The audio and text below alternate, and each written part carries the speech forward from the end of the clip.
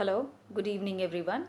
My name is Pooja Rai. I am a second year MBA student and I am going to give you a small presentation on terms of trade or Incoterms, and the subject from which this topic has been chosen is international logistics. So let's begin with the subject, with the topic. What are Incoterms 2020? Incoterms 2020 are the official terms published by ICC, that is International Chamber of Commerce. They are voluntary, authoritative, globally accepted, and adhered to text for determining the responsibilities of buyers and sellers for delivering the goods under the sales contract for international trade. All right, so they are referring to the Incoterms as in Incoterms as in on what terms you are going to get the material. It has got nothing to do with the product, with the pricing, with other sales contract or any rules and regulations, but it has got only to do with the Incoterms, and in what terms, who's going to pay freight, where till where buyer will be responsible, till where seller will be responsible, what all things are included in that. Those things, all things are included in this Incoterms. Incoterms closely respond to UN, that is United Nation Convention of Contract for International Sales of Goods. So Incoterms are known and implemented by all major trading nations. So it has to be accepted by everyone, and all major trading nations already know about it, and they are already implementing it in their export shipments.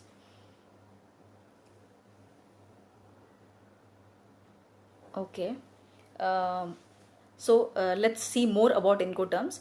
Incoterms are the only part of whole contract. Okay, Incoterms are only a part of the whole contract. It is not a full contract. So it is just a small part of it, but it is very important. It is very important. They don't say anything about the price to be paid or the method of the payment that is used in the transaction. So it is not going to speak about the payment terms and all. It is only about the terms by which the material will come to your country. It speaks only about that.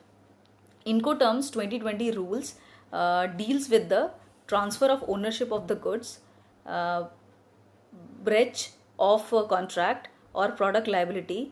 All those issues need to be considered in the contract of sale. Okay, so they don't deal with the ownership of the goods, they don't deal with the product liability, they have got nothing to do with all these things. They are just concerned only about the Incoterm part.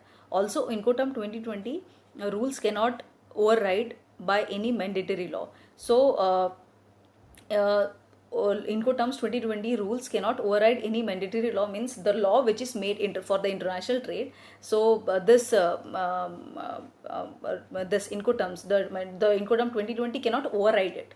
So a mandatory law will be there, and it has got nothing to that. It has got nothing to do with rules and regulations. All right. So it is only about how the shipment is going to come to India or any other country. For example, I've just taken the name of the nation.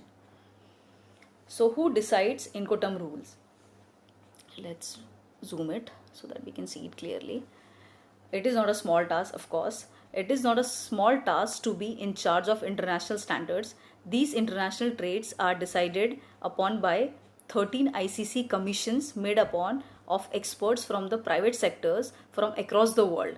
These individuals specialize in everything from the field of immediate concern to international business. So it is, as I have read it for you already, so it is decided by 13 ICC commissions. These are the experts from the private sectors across the world. These people group in together and they decide the Incoterms, and they decide the rules in it. All right, so let's move ahead. Let's see some importance of Incoterms. Each Incoterms provides exporters and importers clear, succinct rules that helps them to understand their responsibility clearly, and gray areas in contracts, and save lots of headaches when used correctly. So succinct means the rules and regulations are made very clear. All right, so in the exporter, the Incoterms rule provide all the rules and regulations very clearly, that a seller and a buyer should understand. It covers all the gray areas, and it also saves lots of headaches when it is used correctly. So when you use it correctly, you will not find any difficulty to import or export the goods. All right. So when a seller or a buyer agree to employ a particular Incoterm, each aspects the corresponding obligations and responsibilities are clearly set forth and defined under that particular Incoterms. Okay. So Incoterms reduces the risk of legal complications by giving buyer and seller a single home base from which the reference trade practices. So legal complications are also reduced for the buyers and sellers over here, because it provides a home base from which the reference trade practices can be followed. So this is the list. I have to zoom it for you to see it individually. Let's okay. So these are the Incoterms. Ex Works. Okay. So this is a place. FCA is a free carrier. FAS is a free alongside ship. FOB is free on board. CFR is cost and freight. CIF is cost, insurance and freight. CPT is carrier paid to. CIP is carrier insurance paid to. DAP is delivered at place. DPU is delivered place unloaded, and DDP is delivered duty paid. All right. So I'll take some of them which are regularly used, since I'm also working with the supply chain department, and I take care of my all import shipments. So I have got a few things to speak about it, and I got an basic knowledge I have about the Incoterms. So Ex Works means you are, see here the responsibilities are mentioned. What are the activities?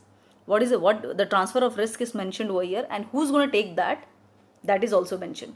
So it is export packing. Export packing will be done by seller in the Ex Works. In Ex Works Incoterm, export packing will be done by seller, and rest everything is taken care by buyer only, as you can see.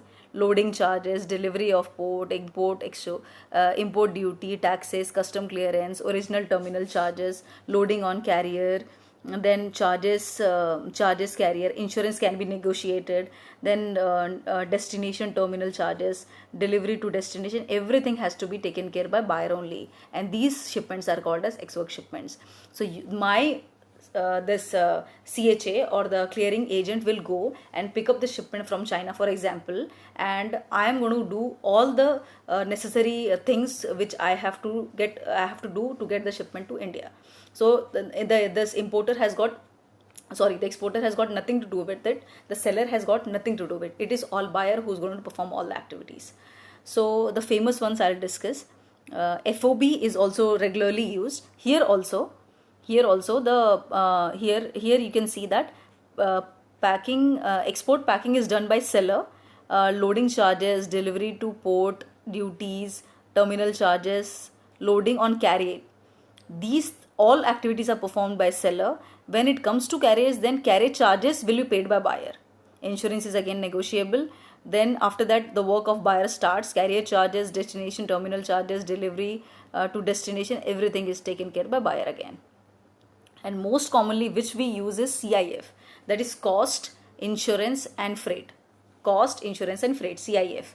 So here the work of seller is from import packaging to you can see insurance is included in this, since the name only says that CIF, so insurance is there. So till insurance it is about seller's responsibility, and after that it is only destination charges will be in buyer's account, and delivery to destination will be in buyer's account. Rest everything will be taken care by seller. All right. So DAP is also used. It's all seller, then seller. It's everything seller. DAP means everything is done by seller only, and a contract is again negotiable. So here buyer is not involved. The seller will do all the formalities, and you will get the shipment at your doorstep in this. So these are the different Incoterms which are used, and the responsibilities of buyer and seller is completely tabulated over here. You can see these rules and regulations are followed by all trading nations, so that there is no complication who's going to pay which part, who's going to pay the freight part, who's going to pick the material from factory to the port, and who will put it in the ship, who will generate the bill of lading or the documents after reaching on the port, then who will unload the shipment, and what all charges that who will take care of those charges. So it is clearly defined over there. Everything is defined in this table. Then this is And this is known as a brief discussion about the Incoterms. That's all from my side. This is a Incoterm chart which every buyer has to refer while making purchase orders, and this has to be clearly understood before making this terms in the purchase order copy. All right, then, thank you so much for your time. That's all from my side. Thank you.